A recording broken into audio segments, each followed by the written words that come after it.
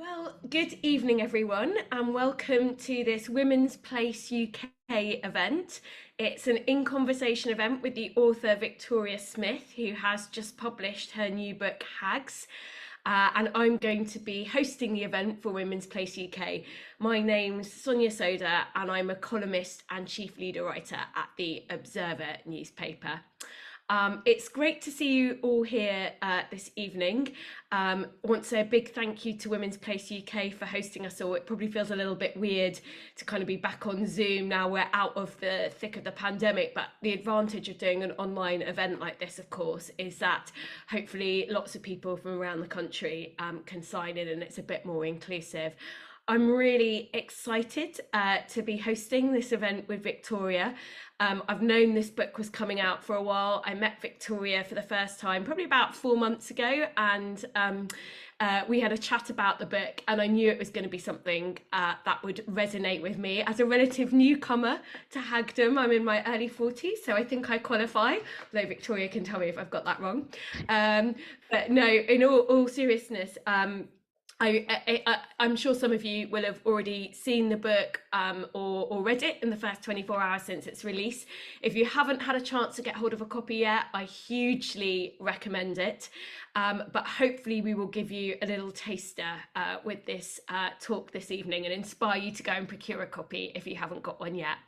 I really enjoyed it in many ways. It also made me quite angry. I was saying to Victoria before we came on, I was sort of anticipating that it might make me quite angry, but it also made me feel really energized, actually. It made me feel partly relieved in some ways to read something that articulated so well some of the things that I've been coming to feel as a columnist who writes about feminism over the last couple of years. And I also found it really funny. It made me laugh. So hopefully that sort of gives you a little tease and inspires you to go out and get a copy. And it's had some fantastic reviews so far. My colleague at the Observer, Rachel Cook, reviewed it and said that it was set to become a future classic, and I agree with her. So we're here for an hour this evening.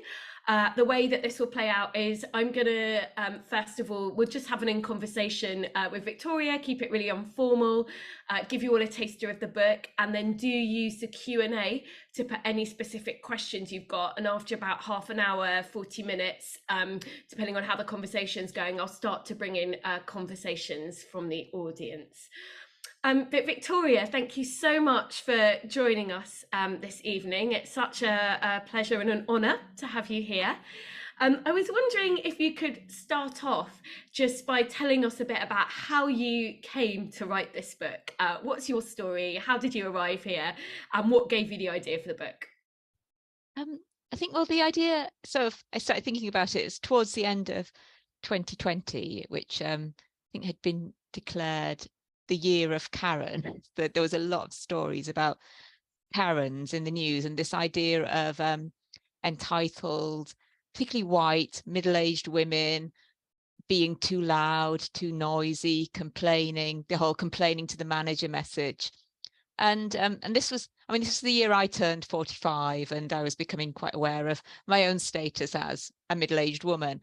And one of the narratives I'd always heard quite a lot growing up was that middle-aged women feel invisible, and it's a time, and it's a mixed experience. In some ways it's good not to be objectified anymore. You don't get the same negative attention, but also you start to be overlooked and not get positive attention, and you start to be sidelined in the media, on television, in the kind of stories that are deemed to matter. And it just struck me as really interesting that there's this tension between this idea that women in middle age are becoming invisible, but at the same time there's this whole narrative going on online, on social media, about, oh, middle-aged women, they're so loud, they're so entitled, they should just shut up more. And it just struck me as, are they entitled? Are they noisy? Are they that demanding? Or is it because they're just expected not to be seen at all?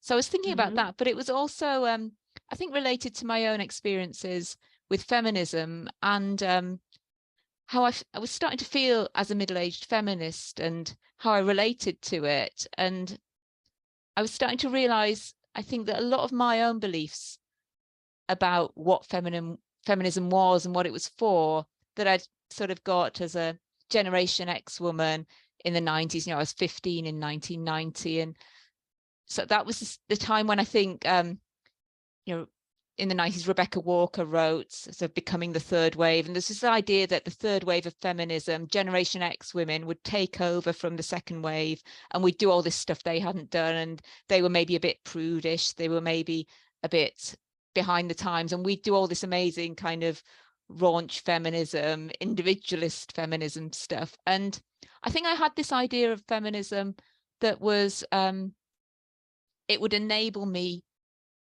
not to be like my mother's generation, that it was liberating, and I appreciated all the things that women had done before. But part of what I saw as feminism's value was that it would allow us, my particular generation, to be the women that women before us couldn't ever be. And it was only when I got older, and I think particularly reading Adrienne Rich's Of Woman Born when I was 40 and I was pregnant with my third child, I kind of started to think, oh God, that's a narrative that's always been there. Like Rich wrote about looking at her mother, and this was in the mid-70s.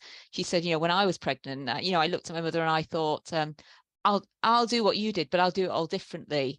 And it's this idea of constant reinvention and constantly thinking that you're going to improve on what women before you have done. That's actually a kind of cutting of ties, and it's also creating sort of divisions between women, and also creates a kind of anxiety about going down the wrong path. And if you make the wrong move, you'll end up in the same place women before you went, and that's a bad place to be. You've got to kind of be really special and be really different and be really exceptional. And yeah, and sort of now in recent years, I think to me that chimes quite a lot with narratives we're hearing about disidentification from femaleness in younger women, this idea of not wanting to be a woman at all, not wanting to be an older woman. And these debates, particularly about gender and also about sexualization, objectification, sex work, they're often positioned in a really generational context, as though there's a bunch of kind of older prudes and there's this bunch of younger women who have really different new ideas that will take over. But being someone who was actually kind of a Generation X third wave feminist, and now you're kind of seen as, or you've maybe always been a kind of one of the second wave boomer feminists, it just struck me as actually this repeats itself. It's not cohort specific. It's not like necessarily all these ideas belong to one cohort. Maybe our ideas change over the generations, and maybe there needs to be more conversation between. Sorry, I've given you a really long answer for that. No, that is exactly what I was looking for, because it just really kind of helps to sort of set the background up for us really nicely. So thank you for that. One of the first things I wanted to ask you about, so there were quite a few kind of really pithy statements in the book that just kind of immediately grabbed me.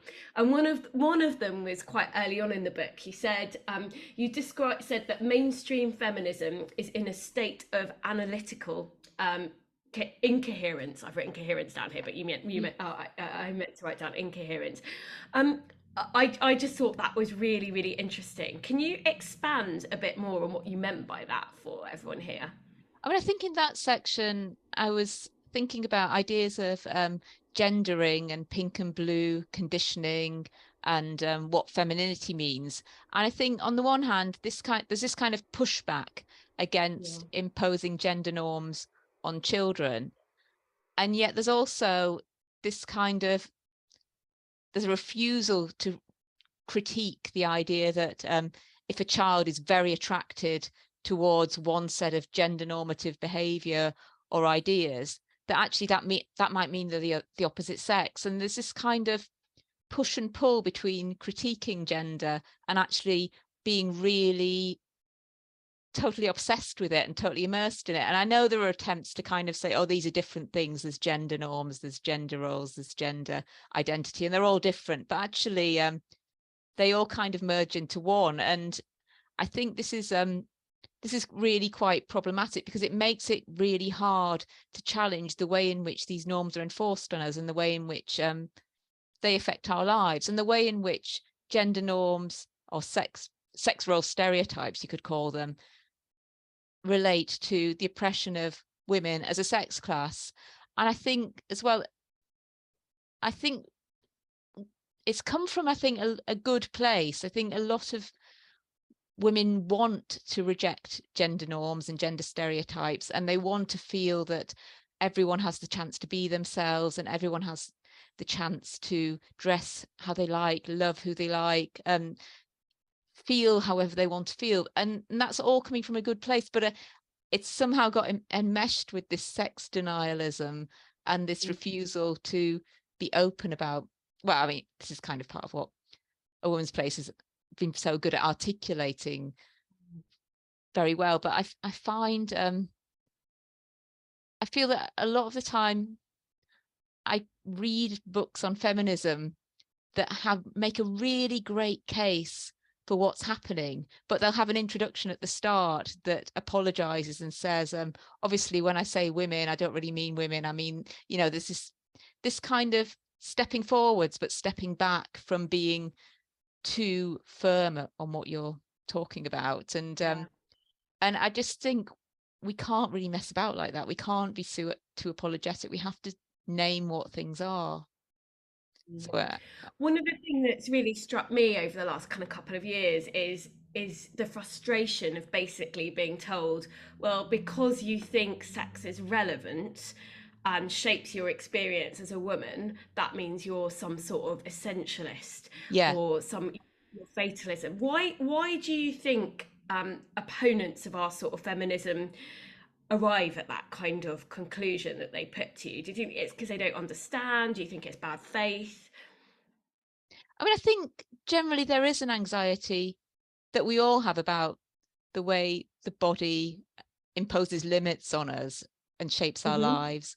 And I think there are certain terms that have got really distorted over time through use, like biology is not destiny. The way I would understand it would be to mean that the fact that I'm born female should not dictate my social status. It shouldn't give me a lower social status. It shouldn't mean that I have to do all the childcare. It shouldn't mean all these things.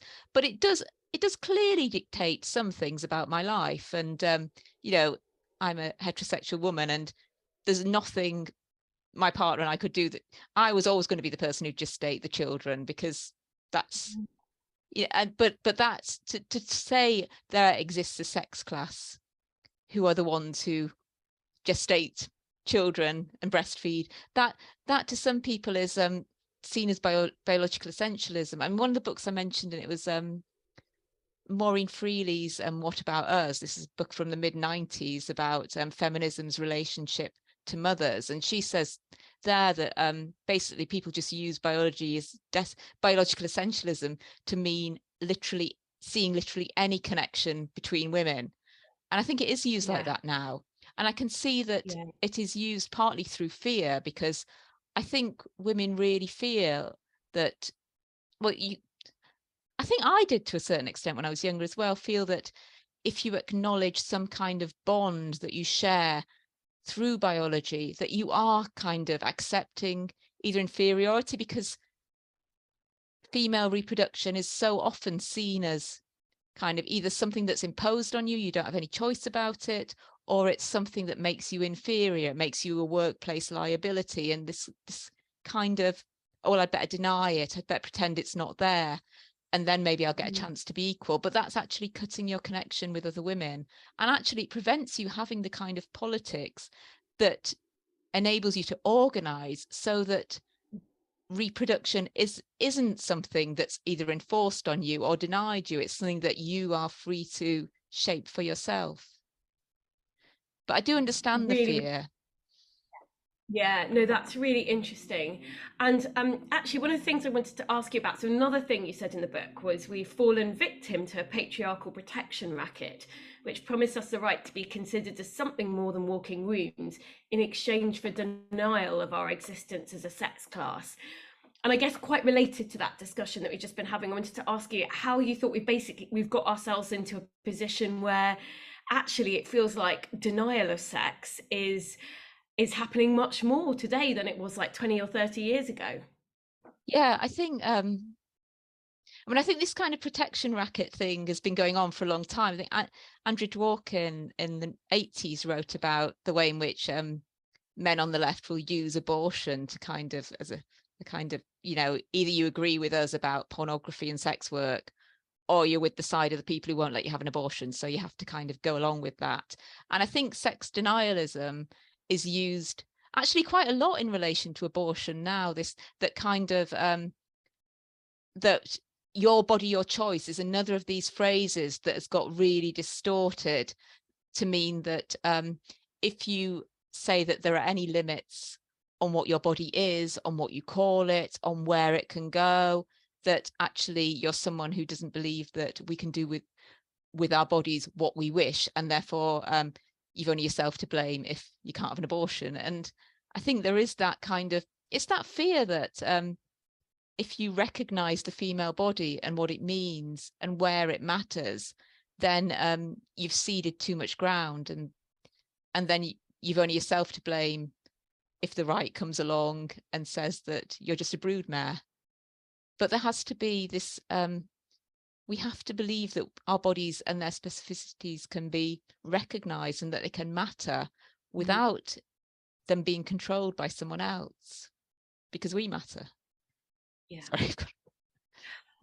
Age clearly is a theme that runs all the way through your book, and you've got some you explore really interesting thinking, I think, around why misogyny changes so much in relation to the women that it's directed at as they age and as they get older. And so I was wondering if you could just take us through that. What is at the roots of kind of ageist misogyny, and why does it change in its character depending on who its target is? I think it changes over the course of your life, because ideas about, well, I think the idea of kind of patriarchy's perfect woman is very much associated with youth. And that doesn't mean that young women are treated better than older women, but there is this idea that youthfulness, femininity, reproductive usefulness are all considered, you know, what should be valued in a woman. And there's almost this idea that when you're older, like, what are you even for? If, you know, if we don't want to sleep with you, if you can't have babies, like, what are, and one of the things I looked at in the book with, there's some really, this is from the 60s, some really grotesquely misogynistic texts on menopause that came out when HRT was being developed, that basically said that menopausal women, they just stop even being women. They're just like, one of them compared them to eunuchs, or, you know, they're just they're not proper women anymore. Because woman is this patriarchal construct of fertility and youthfulness, and suddenly, like, you're not really a person when you're older. But then at the same time, older women are absolutely essential to the running of societies. We do so much unpaid work. We have so much to teach younger people. And I think there's also this anxiety, as well as this kind of almost rage at what are you even for? Why are you still here? There's also this guilt, I think, about how much older women are depended on, and they don't get the same rewards. You know, there's a bigger gender pay gap in the 50s because it's all this inequality accumulates over a life cycle. You know, it's not just, sexism isn't just one thing that happens to you, it kind of builds up with stages. And yeah, I think there's, and people are anxious about dependency, and they're kind of aware that we depend on older women even if we don't thank them for it. And I think there are also all sorts of issues that people have around mothers as well, because I think Could most you say a people, bit more about that? Because that's an important theme in the book as well. yeah, I mean, so obviously not all middle-aged women are mothers, but sort of 80% are. 80% of women sort of over 45 have had children, and most young adults, kind of the middle-aged woman they'll be closest to is their mum. And I think it's really complex relationship, because there's that issue of dependency and seeing your mother as a person, as a separate person, as someone with an inner life, and seeing her as a kind of authority, but an authority you might resent. And then I think for women, certainly I think as I felt it, and I think Rich writes about this very well, there's also this seeing your mother as someone who you might love, but who isn't necessarily aspirational, because it's the father and it's the men who have higher status. And sort of, you can sometimes, yeah, I think going back to this idea that maybe feminism will liberate me from ending up like the mothers of a previous generation.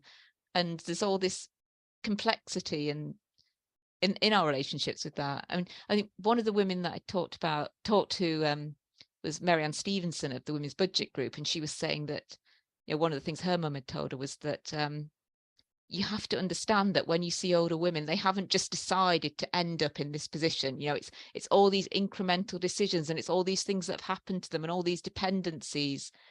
But yeah, as Rich wrote, she wrote something that she felt that daughters often blame mothers for the oppression that they're experiencing, because they think, why didn't you stand up for it more? Why did you let create this path that would lead me here as well? Why didn't you, you know, you don't see all the pressures weighing down until you get there yourself, really.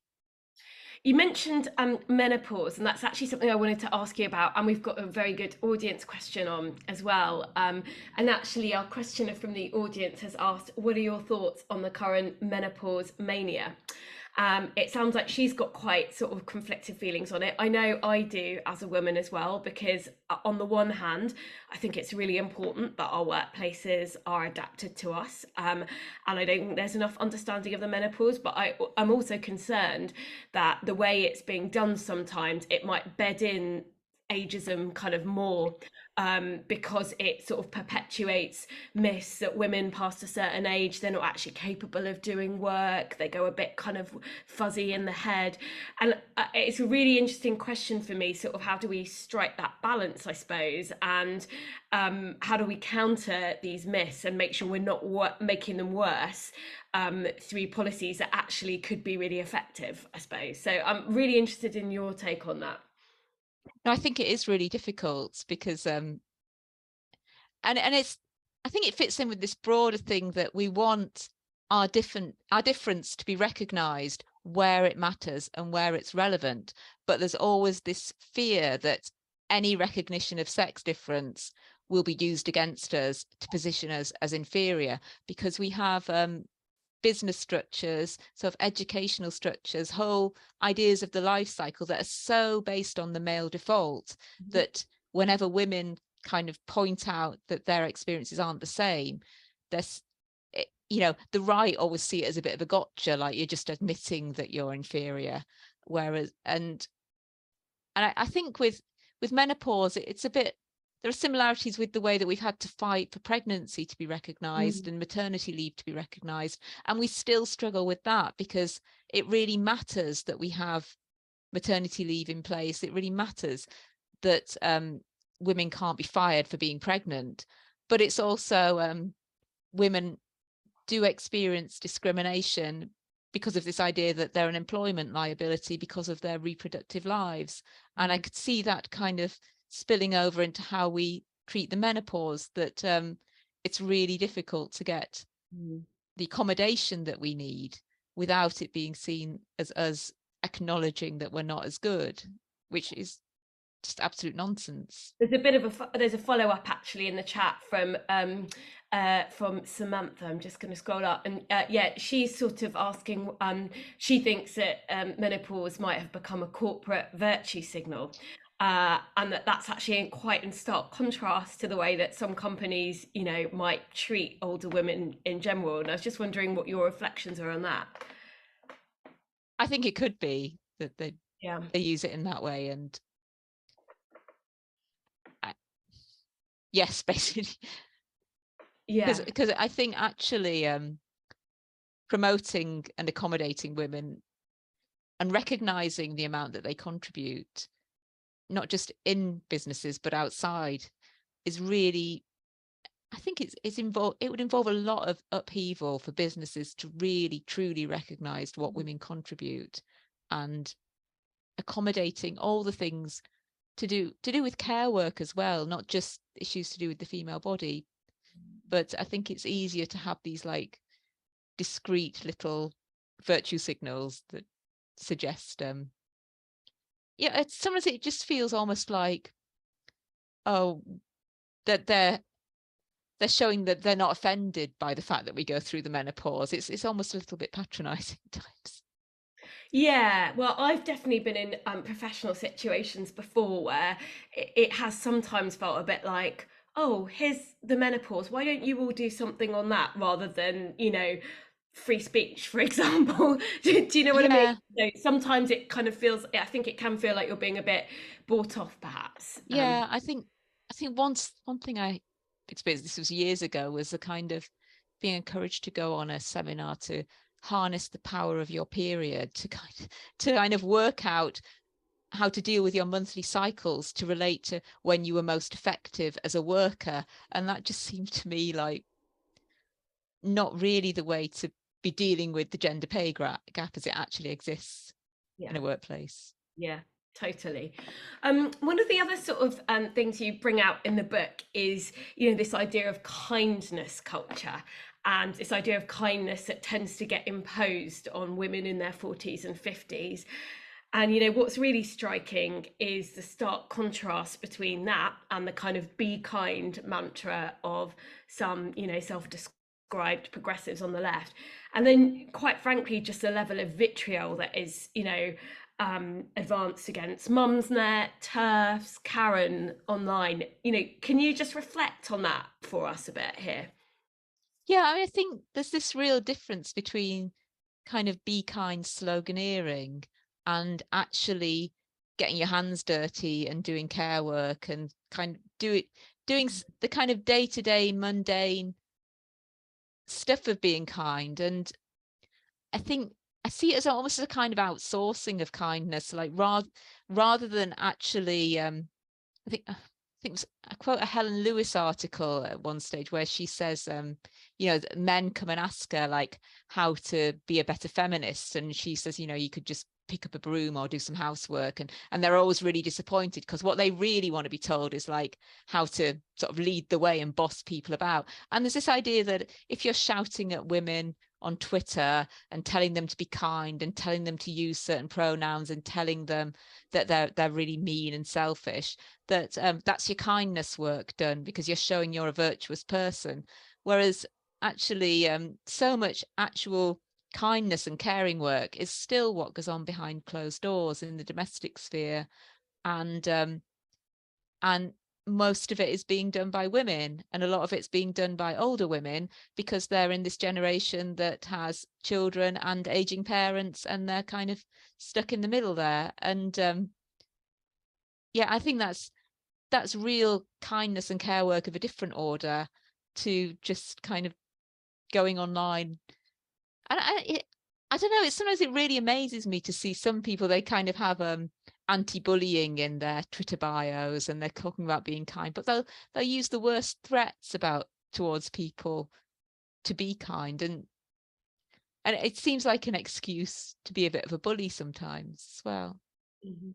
But there is also this idea that I think in who Katrine Markell writes about it in Who Cooked Adam Smith's Dinner, this the way in which the idea of love and kindness has always been used to devalue women's work, that it to excuse the pay gap, to excuse the fact that when you're in your 50s you've fallen so far behind men, but it's okay because the work that you've done it out of love, so actually it'd be a bit crass to expect payment for it. So it's a bit crass to moan about it if Mm. it's love work. So that makes it again difficult for middle-aged women to complain about their situation. And it is, it's also difficult because care work involves other people, and you don't want to be saying other people are a burden, and you don't want to be saying that that's the only reason you do it. But there is that complicated way in which you're meant to do all this work for nothing because it's for love, and if you say anything about it, you're just showing you're a bit of an unkind shrew. Well, I thought it was very telling what you said, your observation about Karens in the book, which is, if to complain is to be a Karen, then if you're complaining about the misogyny inherent in the term Karen, you're just kind of proving your opponent's right. It's kind of lose lose, isn't it? It's really, I mean, the Karen term's just I almost didn't want to write about it, even though Yeah. part of it was what made me got me thinking about the book. I mean, I think it's really complicated because there is the valid critique of racism in white women. And as a white woman, I'm sure there are lots of instances where I've been guilty of that.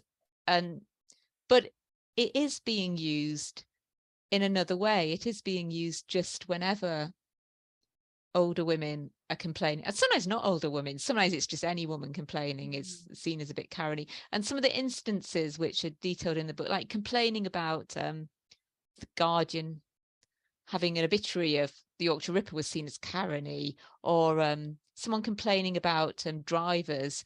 A woman wrote a piece and just apologized for being it's just this, it starts to make women feel they must, it starts to intimidate you about complaining about anything because you don't want to sound like a Karen. And and Karen is obviously kind of wrapped up in the intersection between race and sex as well, which is something that I kind of wanted to ask you about. And it really seems to me, from where I stand, that women can't win whatever race they are. So if you're white and you're middle aged, you're a Karen and you're racist and you're responsible for all the ills of the world, according to some people. And I think the sort of blanket nature of some of the critiques of white feminism are very telling on that front. But then I think if you're a middle-aged woman of colour and you dare to either raise concerns about safeguarding and misogyny in your own communities, you'll be told off for stepping out of line because you're actually getting in the way of something more important, which is anti-racism. Or if you dare to transgress what's considered to be the progressive view, and I've certainly experienced this as a woman of colour, again, you get called out because how can you really truly be brown or black if you don't align with what somebody white thinks is the right view for somebody of that race? So yeah, I just feel like actually if you're a middle-aged woman, it doesn't matter what color skin you've got, you basically can't win. But I'm quite interested in what you think about that. I think it's also related to this issue of like the way in which, on the one hand, one of the reasons I think it's quite important that we understand this biological connection we have as women and these life cycle connections is because I think you have to have some common thread to use as a starting point to also examine the intersections of different oppressions and the differences between us.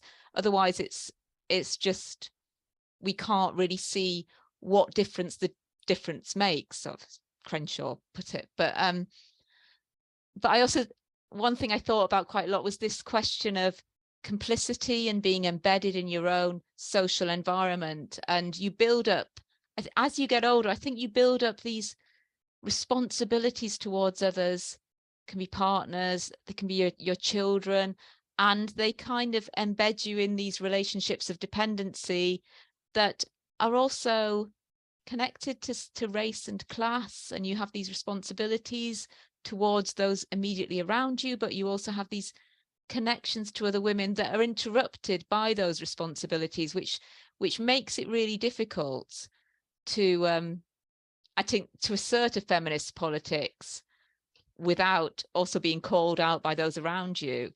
And I think it can also mean that older women are sometimes treated by their younger peers, people who have the same sort of social background, the same characteristics as them. They become this kind of repository for everything that's wrong. They're making all these mistakes. They're the bigots. They're the ones who are and you can kind of, you'll do it better. You won't be compromised in that way. You won't mess up by aligning yourself with the wrong people because you know they've just, because you it's very easy to call out what's morally wrong about them without seeing that they're deeply embedded in all these different relationships with other people.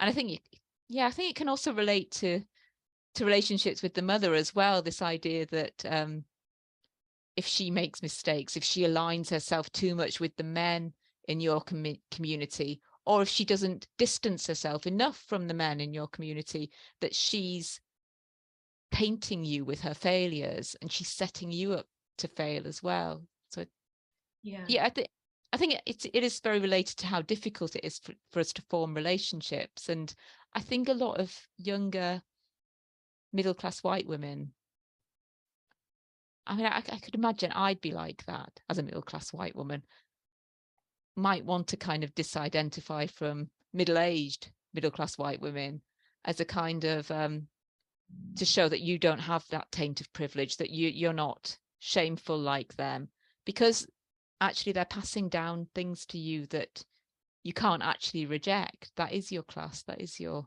Yeah. however guilty it makes you feel. And you can't divest yourself of it that way. You can only divest yourself of it by working with other women and challenging the prejudices you see around you. So I guess the key intersection in your book is between age and sexism. We've had Helen ask about the intersection between disability and sexism as well. And I just wonder if there are things we can learn from the way that disabled women are treated, and what relevance that has to ageism and vice versa as well, because I mean, it feels to me like the two might be quite connected in some ways. I think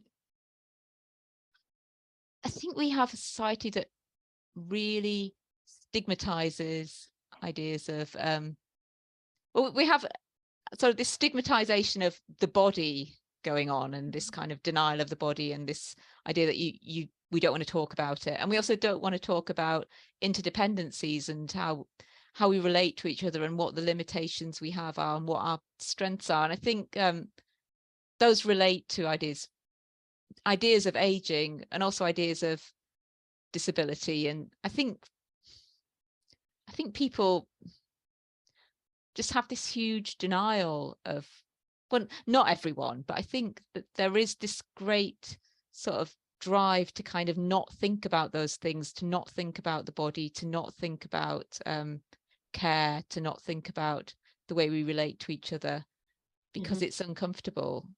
And I think it's extra hard if you're someone who, through disability, doesn't meet the default, through age doesn't meet the default, through sex doesn't meet the default. You're kind of othered and othered and othered, but you have this society that is so invested in denying it that it's just not being recognized. And sometimes it's treated as though if you use, all we need to do is use the right words, that it can be changed through language, when actually it needs to be changed on a much more structural level. And actually, I think Helen herself came up with a really interesting way of putting it. She said, early onset Haggery happens the moment one becomes disabled, which I think is an extremely pithy way of pithy way of putting it. I wanted to ask you about the generational issue a bit more as well, which is obviously another key issue, a key theme of the book. Do you think that generational issue and divide between women of different ages, where there is a lack of understanding, I suppose, between the generations, is just always going to be there? Or do you think there are ways that we can bridge it? And if so, how would women our age go about bridging it, do you think? I think it's kind of been there, always been there to an extent. I think there have been times when women have worked together across the generations to achieve significant changes for women. And I think there are instances in the second wave you could think about. There are instances even now that I think there are women, there are student activists and older women who are working together. And I mean, I find it difficult, because I think one of the things I said in the book was that whatever I say now about how I feel about how younger women are treated and the compromises they are forced to make, I can hear how I would have heard it as a younger woman. Isn't, it's kind of, my younger self would have heard someone like me, I think, and thought I was concerned trolling, talking about sexual objectification, talking about the sex trade, talking about all the pressures that are put on younger women about their bodies. It's really difficult, because if you're younger and you're in the middle of it, often you create these narratives that even if you're doing things you don't want to be doing, you have to tell yourself you want it because you've no other way. It's a way of kind of coping with the kind of trauma of all the stuff that's forced on you, and maybe only later when you're older you can kind of come to terms with it. And then if you have this kind of older woman who's there going, oh, but you don't want, oh, you know, this is wrong, you know, it's almost like you blame her rather than the sexism that's happening to you. You blame the messenger. And I think it is can be really hard to get the message right with that. And yeah, I really struggle with that because I have such vivid memories of how I used to hear things when I was younger and how I would hear myself.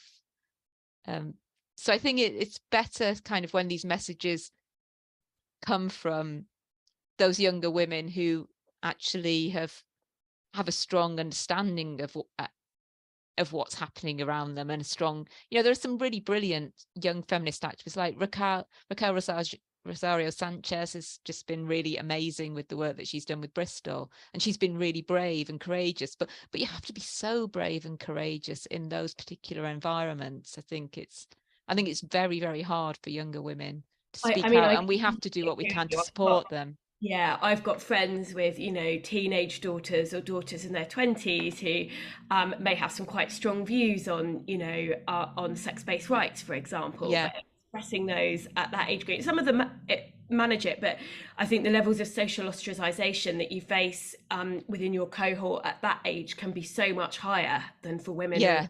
Our age, and I think it's really interesting because when I reflect on my own feminism, it has changed so much as a result of moving into my 30s, and I don't have children myself, but watching my friends have children and then starting to realize, oh, this is quite serious in terms of the impact that it has for you on your life. You know, it's quite it changed my own feminism so much. So I think I really admire and I'm in awe of women who seem to have that level of insight kind of from the get-go. It's like, wow, how did you sort of get that? But some women do. Yeah, I definitely wasn't one who did. But we've had a really interesting question, which is about whether, as part of your research for the book, you managed to look much at other cultures and the way that hags sort of are perceived or treated in other cultures. And are there any cultures that get older women and attitudes towards older women right or better than us? Or is it a universal truth that patriarchy will always kind of paint them in a certain light? I don't think it's can be a universal truth that it will always portray us in that light. I mean, to be honest, the book kind of looks very much at what's happening right now and kind of relates it back to the kind of attitudes towards women in witch hunts and those kind of ideas that have persisted across time. And I'm sure there are other cultures that in which older women are valued more, and I'd like to explore that more in future, but it's not really been the focus of the book. But so I'm sorry, I know that it's quite an angry book about, you know, and but you know, I don't think you have to apologize for that, Victoria. Yeah. But you know, it's kind of it's looking at kind of the way that we're being treated right now in kind of English speaking sort of culture, but yeah, I think it'd be good to look more broadly at and celebrate cultures that actually recognize just how brilliant we are. Definitely, and I'm very interested by this question of whether there is a culture that gets it right. I mean, I know there are cultures that are more matriarchal, but they tend to be quite small societies and small communities. I think sometimes, actually, certainly, because I've done some work on aging before in general, we can fetishize other cultures. Like we think, oh, in Japan, they really have lots of respect for older people. then actually when you go and look at it, they've got their own issues. It's just they manifest slightly differently. So I think it's a fascinating. It's definitely not the main subject of your book, and I think no one would expect it to be. But I think it's an absolutely kind of Yeah. fascinating question. I wanted to read out a comment from Helena. From a younger woman, everyone go get an account on Tumblr. That's me told, because I've never actually been on Tumblr. And the first time I really understood how it worked was when I was listening to the J.K. Rowling podcast, because the latest episode talked about it. But she says, get an account on Tumblr and meet younger women trying to build community. Time for some culture and exchange. Follow tags like RadFems, please interact, and TerSafe to find people to follow, and reblog people who post interesting things like retweeting on Twitter. Come hang out. That does sound quite That good. sounds good. Yeah. Yeah, so thanks for posting that, Helena. Right, I'm going to focus on a couple of other audience questions. Sorry, you'll have to bear with me because I haven't been keeping abreast of what questions have been coming in. We've got an interesting question, which is who is responsible for ageism and sexism in the 2020s? Yeah, like who are the kind of key actors, or is it just all of us? Yeah, I think I've developed like recently this real discomfort with when we talk about, I don't want to say the patriarchy, because I sometimes think we've started talking about the patriarchy as though there's this little closed group of rich, white, straight men who are just kind of conferring and oppressing everyone. And it's kind of, it's much more embedded and much more intertwined. And I don't want to, I find it really, so I'm trying to think of a way that doesn't sound like I don't want to blame women for the things that women experience in a society where we don't, where so much of the oppression we experience, it's not just in public, it can be in the home, it can be in the relationships, it's embedded in very intimate relationships a lot of the time. And a lot of the ideas that we grow up with about what women are, about what it means to be an older woman, about what opportunities we have and what chances we have to be free, that they're formed in such closed environments and with so many different ideas coming in on us. And I think that there's so much pressure on us to disidentify from other women if we want to feel we have the opportunity to be our true selves, or whatever that means. That I don't want to say women are to blame for that. I think it's really understandable. And yeah, and it's difficult because I've got 3 sons, and kind of it's very hard to kind of teach them not to become the men who participate in that, not to become the men who just either resent women who express themselves in a way that they think they don't have any right to because they've served their usefulness, or the men who completely take women's work for granted, or don't notice it, or just expect it. The kind of men who, when women talk a little bit, they think they're talking too much. All these expectations. There are so many messages that are coming in from all sorts of quarters all the time.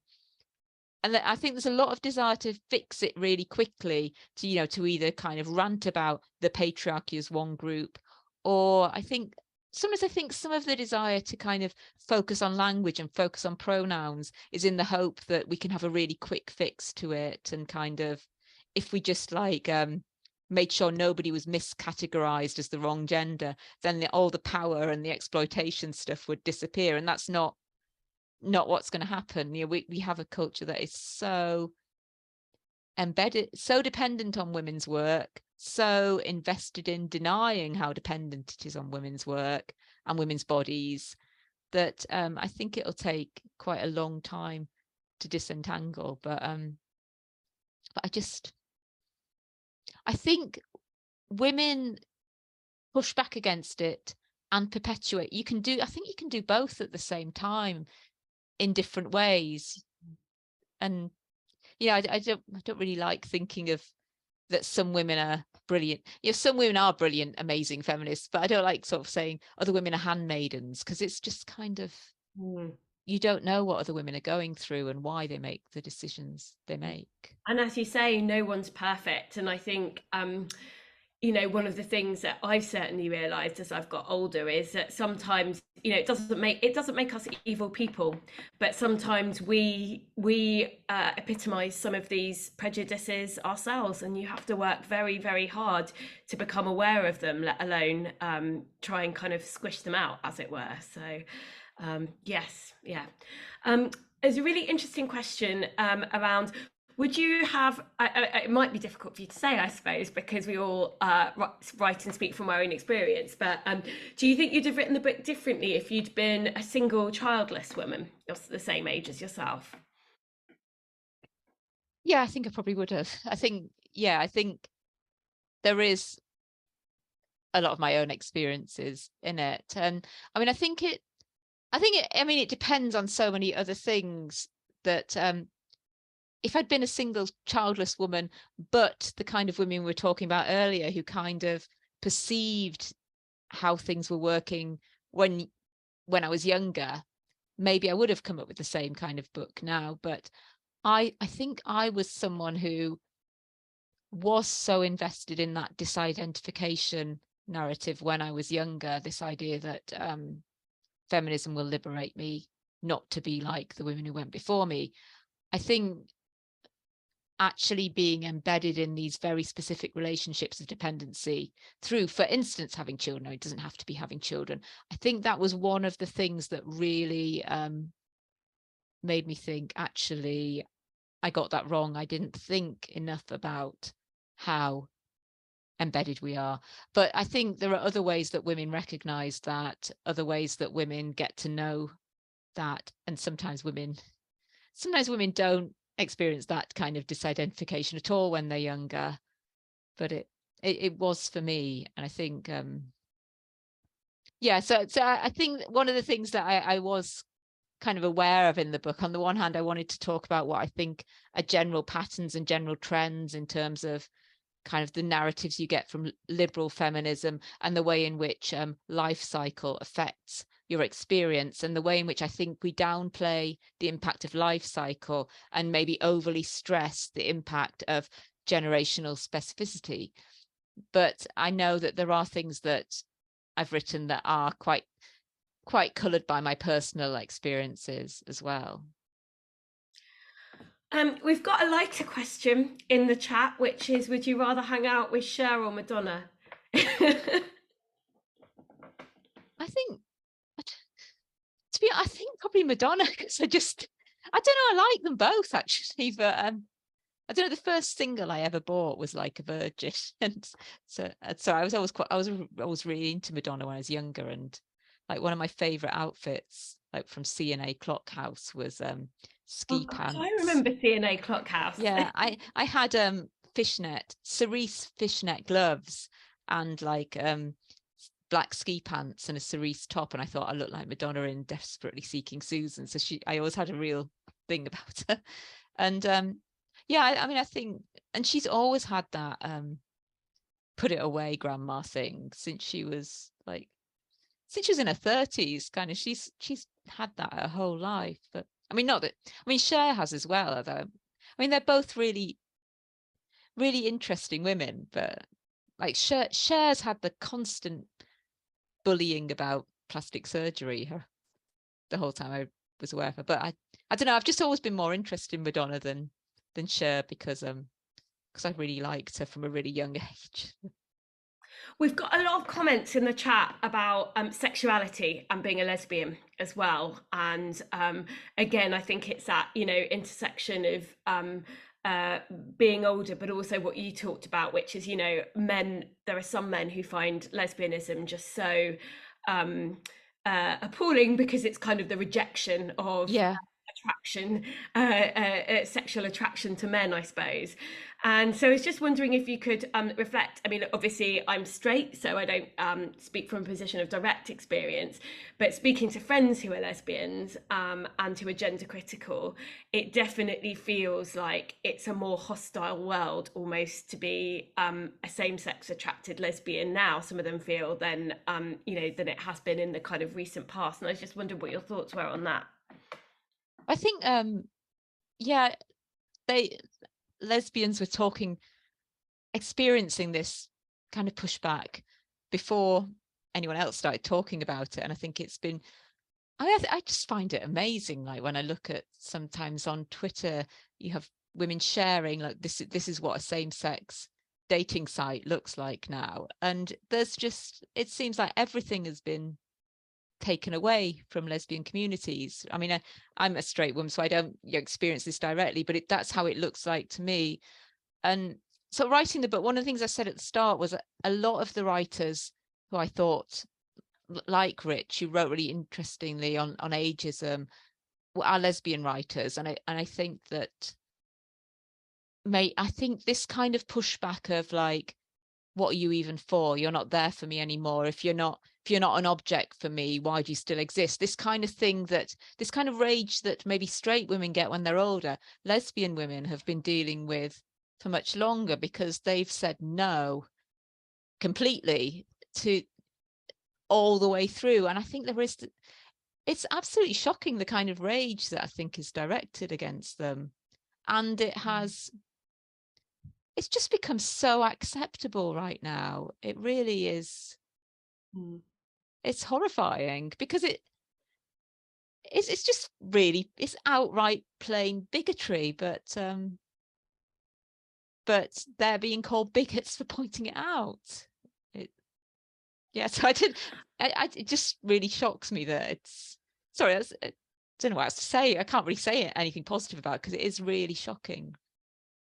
I agree. I agree. We've only got 4 minutes left, unfortunately. There's a really interesting theme that's coming through in the chat, which is around mothering sons and how to raise boys, I suppose, to resist some of the kind of masculinity stereotypes that are foisted upon them. Obviously, it's a really hostile world in some ways for both boys and girls. I mean, we know more boys and girls are have more easy access to really violent porn, for example. Have you got any reflections on on what this might mean for basically bringing up boys?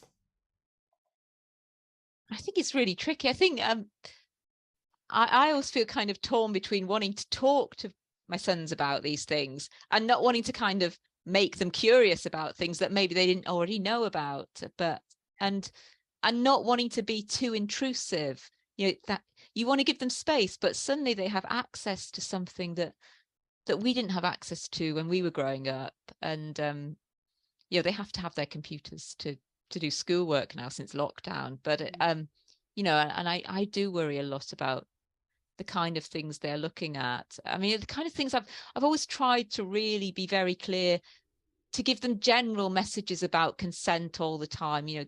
Give just always stuff about touching people, about hitting people, about saying sorry. Trying to make sure this really generic message about you don't do things to other people's bodies.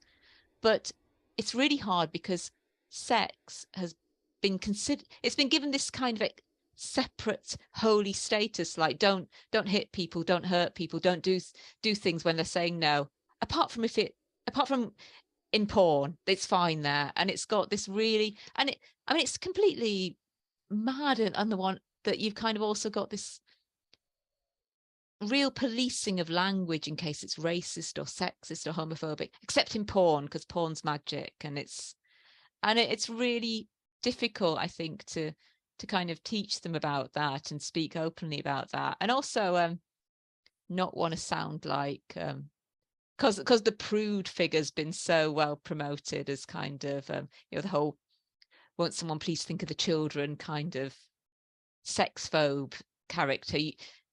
It's kind of made talking about that really difficult to your sons. I mean, I think So I'm finding it really difficult to I think this metaphor I've seen used for modern languages teaching them of gardening in a gale, of like you have the modern languages classroom and you immerse them in languages, but then they go out and everywhere's English. So it's kind of, it gets blown away. And sometimes I worry that trying to teach my sons about these things is like that. You talk and talk and talk, and then they go out into the world and there's all this other stuff coming through. So it has to be, mothers have a responsibility, dads have a responsibility, but it can't all be us. It can't just be parents and teachers. It has to be a broader societal thing. No, I think that's totally right. Victoria, we've run out of Oh, time. It's 7:59. This has been such a fascinating conversation. I've learned so much from it, fresh out of reading the book yesterday and today. So I know I'll be speaking for everyone on this chat when I say a huge thank you for sharing your time with us this evening. well, thank I'm you. sure there's going to be lots of people rushing out to buy the book. Buy the book. That's a key message from me, I think. And just to reiterate as well, a big thank you to Women's Place UK for helping make this conversation happen. I've really, really enjoyed it. And I can see from the chat that lots of attendees have found it really, really fascinating too. But good luck, Victoria. Your book's had a fantastic reception in its sort of first kind of week of release. It's had some really, really good reviews. I'm sure people have seen them. But yeah, good luck with the book promotion and the tour, and going to give talks about it. And hopefully this will be the one of the first or second of many more talks to come. So thank you very much. It's been lovely And good talking to you. evening to everyone.